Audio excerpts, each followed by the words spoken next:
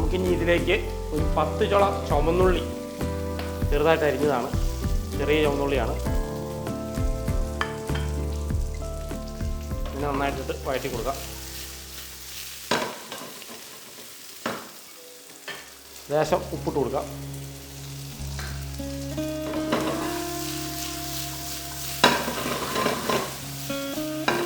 ഏകദേശം ചുവന്നുള്ളി ചെറുതായി വാടി വന്നിട്ടുണ്ട്. ആ വാടിയ സമയത്ത് നമുക്ക് ഒരു സവോളയുടെ ചെറിയ കഷ്ണം സ്ലൈസായിട്ട് അരിഞ്ഞ് നമുക്ക് ചേർത്ത് കൊടുക്കാം. മെനിഞ്ഞ് നന്നായിട്ട് ബ്രൗൺ കളറാക്കി എടുക്കണം.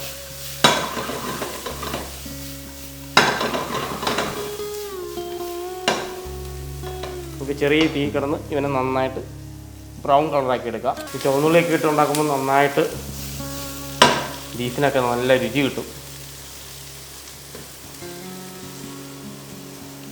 അപ്പോൾ നമ്മുടെ സവോളയൊക്കെ നന്നായിട്ട് വാടി നല്ല ബ്രൗൺ കളറായി വന്നിട്ടുണ്ട്. ഇതിലേക്ക് നമുക്ക് ഒരു കഷ്ണം തക്കാളി ഇട്ട് കൊടുക്കാം. നമുക്കൊന്ന് വഴറ്റി കൊടുക്കാം.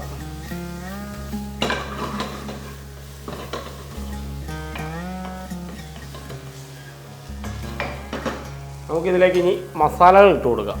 ഓരോന്നായി ലേശം മഞ്ഞൾപ്പൊടി,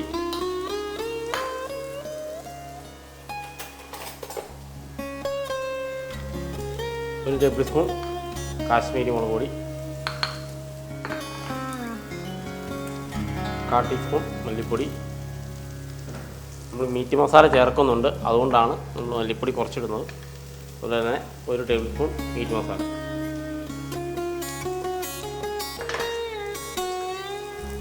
പിന്നെ എരിവിന് ആവശ്യമായിട്ട് കുരുമുളക് പൊടി, കുറച്ച് പെരിഞ്ജീരകപ്പൊടി, ലേശം ഗരം മസാല. ഇവനെ നമുക്ക് ചെറുതായിട്ടൊന്ന് മൂപ്പിച്ചെടുക്കാം.